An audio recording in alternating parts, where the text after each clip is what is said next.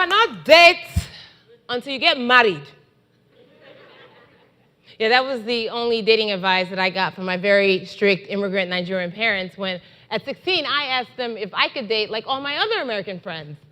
And all I got back was, Yvonne, you cannot date until you get married. What does that even mean, guys? Guys, how can I get married if I never date? And more importantly, how can I have sex if I never date? But what my father managed to do in that very short sentence, other than utterly confuse me, is instilled the fear of God and his belt in my life. So I decided, you know what? When I turn 18, I'm going to be an adult, okay? I'm going to be an adult, and I can make adult decisions, and I don't need permission to date because I'm going to be 18. Also, when I turn 18, I'm going to get married. I'm going to have sex. Yep, that's what I'm going to do. I'm going to have sex when I turn 18. And I had it all planned out, y'all. I was going to have rose petals. I was going to have candles, a waterbed if I was lucky, and Maxwell's This Woman's Work was going to be playing in the background. Yes, because Love and Basketball is my favorite movie.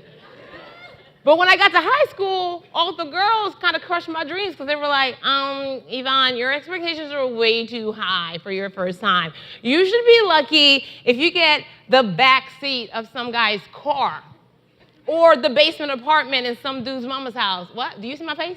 That was not the will of Jesus for my life. Like, that was not going to be what I told my daughter about my majestic first time. So I waited. I was like, I can wait. I waited it out. And sure, because I was never one to buckle under peer pressure. But year after year, I slowly realized that I was becoming the only member of the V Club. That's cool. That's cool because by senior year, I had even identified my accomplice. That's right. He was a black and Puerto Rican papi. Hola, mi gente es latino, pero tú sabes. And he was a freak, too. I was like, look at Jesus. He coming through. I was like, this wait is going to be worth it. And I told him the game plan. I was like, all right, check it. All right, I'm 17. Okay, I got a couple more months to my 18th birthday. It's going down. Candles. Waterbed. Rose petals. Like, I laid it down. I thought he was down for the count. I thought he was down for it until my freshman year of college, 17, with about 3 or 4 months left to go to my 18th birthday. And I realized that there were other girls who did not have the same timeline as I did. And they projected their offer to him.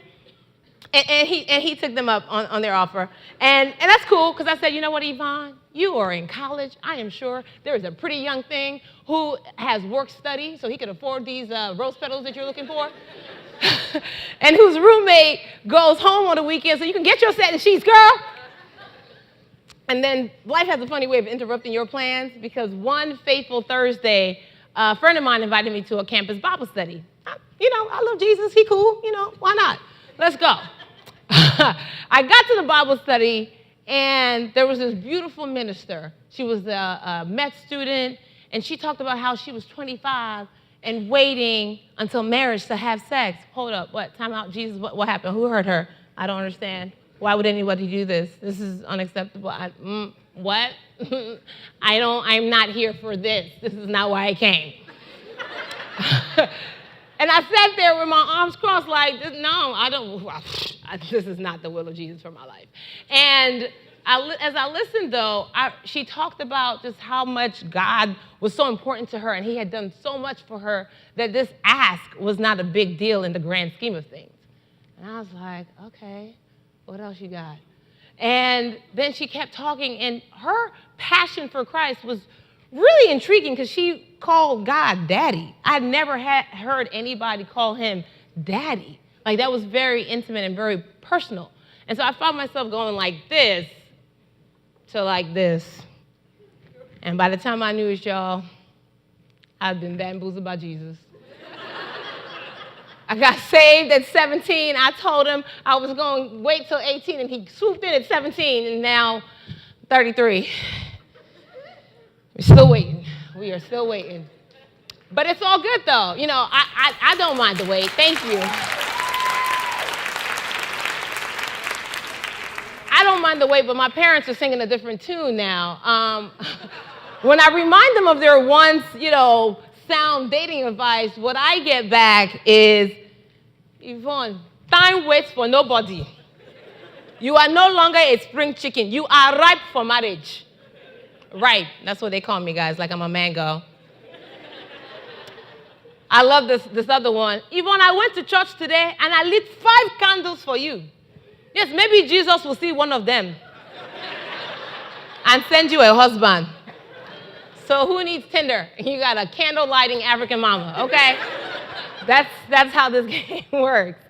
But you know, I don't mind the wait, because here's the thing about it. Like, I joke around a lot, but what the wait does is weed out the riffraffs. A lot of people think the wait is actually keeping me from my Prince Charming, but what the wait actually does is keep me away from these dudes. But what you mean by commitment though? Like commitment? Yeah, I don't have time for the foolishness, y'all. And so for me, if you ask, do I want to have sex? Of course I do. Like today, like right now, if you're here, like let me know. But that's just a short comfort, right? And sometimes you got to sacrifice short-term comforts to get long-term quality relationships that I want. Yeah, that's my face. That's the short-term comfort look. Like, it ain't always sexy, y'all, but it is sexy. And so for me right now at 33, what the weight is powerful. It's discipline. It's focus. It keeps the main thing the main thing. And I know some of you are all listening like, well, Yvonne, this sounds really good. However, I'm not about this way into marriage life. So, you got anything else for me? I do. I'm not here trying to sell you on way into marriage. Listen, my 17-year-old self is right there with you like, please stop talking right now, please, no. But here are some things that I do feel that you can wait for in a relationship. I feel like every relationship has things that are important that you can't wait for. And so I'm going to give you 5 things. 1, wait on the person who sees you for you and loves you regardless. Because here's the real. We all got issues, y'all. Like, I didn't think I had issues, because I mean, look at me. I'm amazing.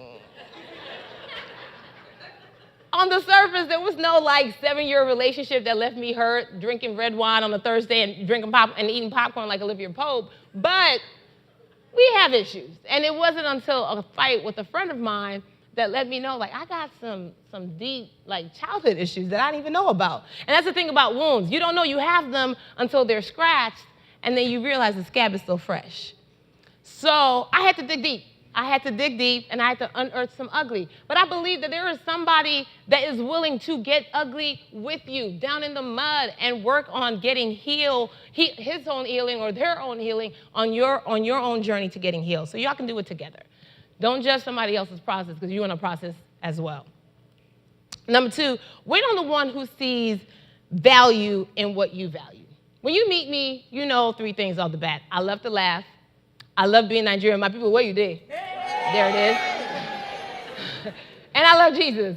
If you spend a little bit more time with me, you know I'm a giver. I'm a connector of people. I'm an encourager.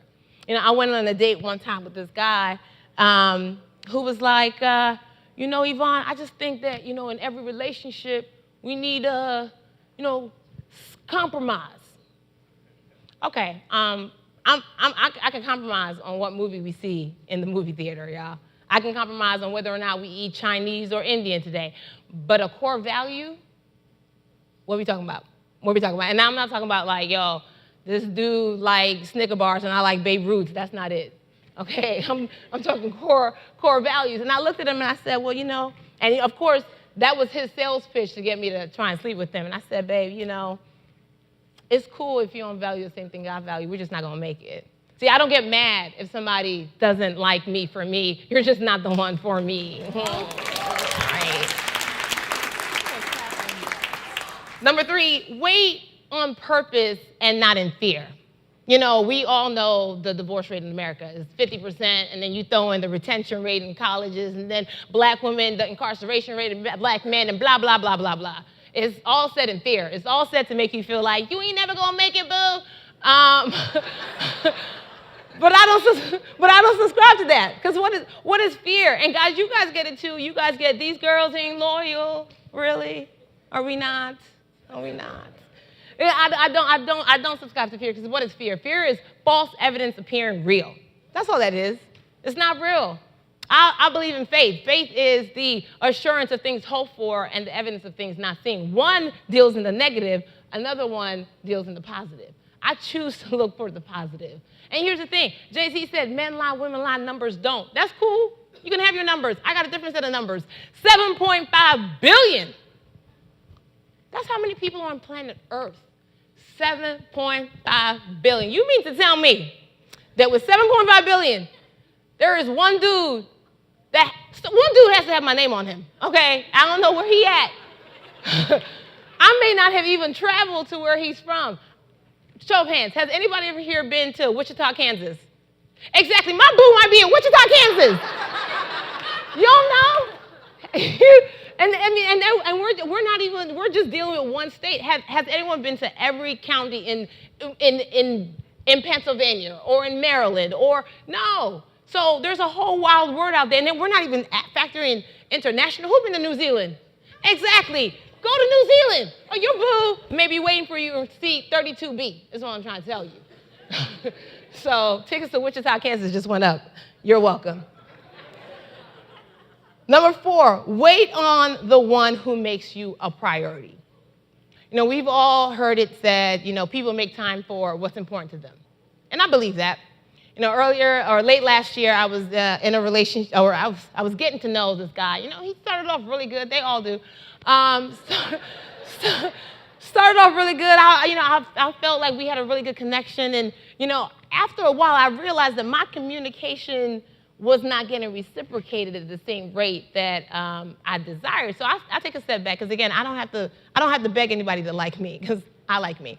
So I just wanted to show you, this was our last text message, because this is what I do. I use you as a reference on my TED Talk. January 4th, he says, can I call you later? I say, yeah, sure. January 22nd? We're going to wait 18 days? And then he says, it's not because of negligence, because you've surely been on my mind. Here's what I don't need. I don't need anybody thinking about me. I don't need anybody thinking about me without actions. Because here's what I think about. I think about cleaning my room. I do. Here's what I don't do. I don't clean my room. Here's who's not impressed with me thinking about them. My dirty floors, okay? So I'm happy that you thought about me, but without follow through, we're not going to make it. And Maya Angelou says, when people show you who they are, believe them. So I appreciate your effort, but clearly I'm not a priority in your life, and that's cool, because I believe that there's somebody who will make me and keep me their priority and bring balance in your life. Furthermore, you waiting 18 days to get back to me, but your Instagram is popping. Like your Snapchat is lit. But the same phone, you double tap it, you can't call me back. Cool. So let's not excuse unexcusable behavior. You are a priority, and you're worth somebody who will put you at the top of their list. Now, that's not to be mistaken for, being ridiculous and like wanting somebody to capitalize somebody's time. You have to have balance and, have a well-rounded life yourself. Number 5, wait on the man, on the one who meets your standards. Here's the thing about standards. They're yours. They're yours to set as high or as low. A lot of times when you hear single women, you hear this said about them. Maybe you're still single because your standards are way too high. I don't know who talks like that, but that's in my mind. That's, or maybe you're still single because you're just so picky. So, standards are yours to set as high or as low, and sometimes people who can't meet your standards feel the need to diminish them. When I was in high school and told my friends that my first time I wanted rose petals and candles, and they told me that, no one's going to meet that. Yeah, of course, no 15-year-old who's unemployed and emotionally underdeveloped is going to meet that. But I'm not looking to be with a 15-year-old. That's okay. So you have to know your own standards, and you have to set them for yourself. I play a character named Molly on HBO's Insecure. Thank you. And, she's been accused of being, bad and bougie. Been accused of being a little shallow because she said she didn't want to be with another character who didn't go to college. and she's a corporate attorney. Hey, listen, that's your prerogative. I just don't think that it's fair to tell someone that they can't have the preferences that they want. If they choose to have different preferences, that's okay too. That's the beauty of life. We have choices. So as long as you're ordering off a menu that you can also prepare with your own ingredients, knock yourself out, boo. But what I will say is I can't tell you how long you're going to have to wait for this majestic, perfect relationship, but I can tell you that the wait does not disappoint. Remember the minister that I met when she was 25? Well, at 34, she got married to that handsome young man, and he's 6'4", holds an MBA, works in corporate America. They have two lovely babies, and at 40, she's expecting her third. So the wait doesn't disappoint. So whoever you are that's in here that's holding on to hope, I say hope against all hope. And fight the good fight. Run the race and keep the faith. It is worth it. And it is sexy.